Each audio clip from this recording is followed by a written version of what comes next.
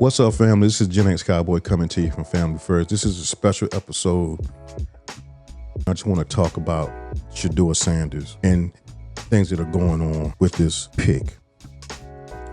Listen, man, I want to preface my comments before I say anything is that I believe Shedeur Sanders should have won in the first round. I do. So I want to say that before I say what I have to say. I do believe he's a good talent, not great, and none of them great as far as quarterbacks goes in this draft. I like Cam Waters. I think he can be great, but all of them are decent. Jackson Dart, Shedeur Sanders, they're good quarterbacks.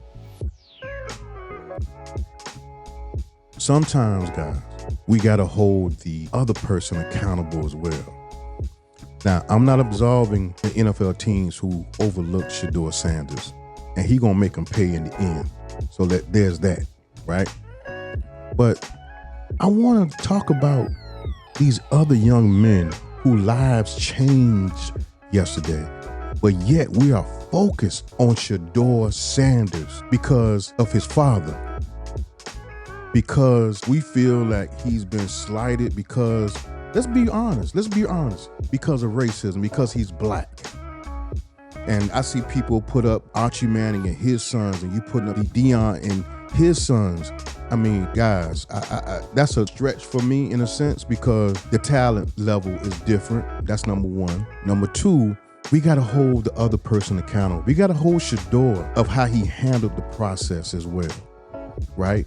There are reports that he was walking around telling folks that he's a top 5 pick, and he was telling teams he wouldn't even visit with them. There was no need. Ain't no need to visit with y'all. I'm gonna be a top 5 pick, so you won't even have a shot at me. These are the reports that are coming out now. So who fault is that? Deion himself was telling folks that his son was a top 5 pick, and he should. That's how he feel. He should. But he was telling teams, my son won't be a good fit for you. Shedeur was saying, I wouldn't be a good fit for you. He was telling teams this. And that got through NFL circles, and it was a huge turnoff. A huge turnoff. That's number one.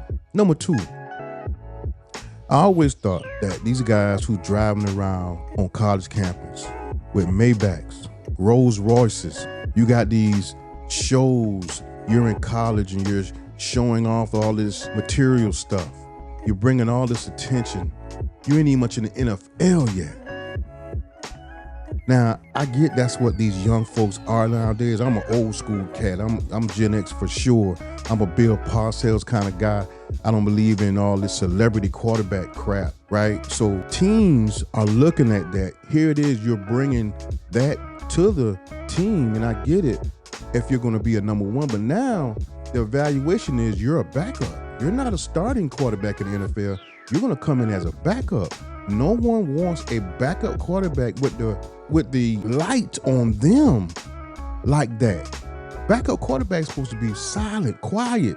You got podcasts, you got shows, you got commercials already, and you ain't even much a top pick, bro.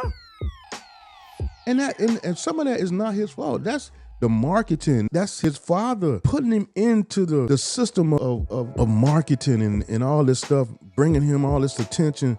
And that's good that you do your son. I have a problem with guys, and not necessarily him. This is another thing I have. I have a problem with you having all these different commercials and you ain't did a damn thing in the NFL yet. And I ain't talking about just him. I'm talking about period. I had this for years. And this is how the world is now. You don't have to do anything. You just have to be drafted. You just have to be relevant, and you can get all these deals done. You know, back in my day, you used to have to win Super Bowls to get commercials.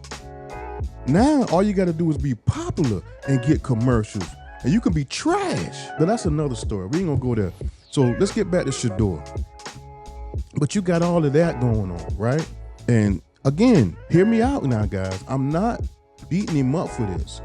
I'm just saying we got to hold both sides accountable.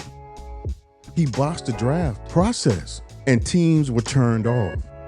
You can't tell teams that I'm not a good fit for you. You can't tell nobody that. You got to be humble, man. And he's a brash, cocky guy. I understand some people call it arrogant. I call it just he got a lot of confidence. And I ain't gonna beat him up for that. You supposed to have that. His daddy is that. So I ain't beating him up. But there are issues on both sides. I think the NFL teams and GMs are wrong. They should have took him in the first round. But I also think Shedeur botched the draft process. I really do. Nobody wants a celebrity quarterback, man. And if you don't have the talent of a Cam Ward or somebody who is dynamic, sure number one, can't miss prospect. If you don't have that, if you ain't a for sure can't miss prospect, bro, you can't be bringing all that to no NFL team, bro. And that's part of who you are. You are Sanders, and I get it. You know, you can't escape the limelight because your father, who your father is. So part of it's not your fault. But the premise of this video is the young men who were drafted yesterday, we overlooking them. The focus is on Shedeur Sanders and not the young men who lives changed yesterday. Lives, situations, their family have changed, and we should be talking more about them instead of focusing on Shedeur Sanders. That's all. But anyway, guys, this is Gen X Cowboy coming to you from Family First Sports. Please like and subscribe to the channel. You guys stay up.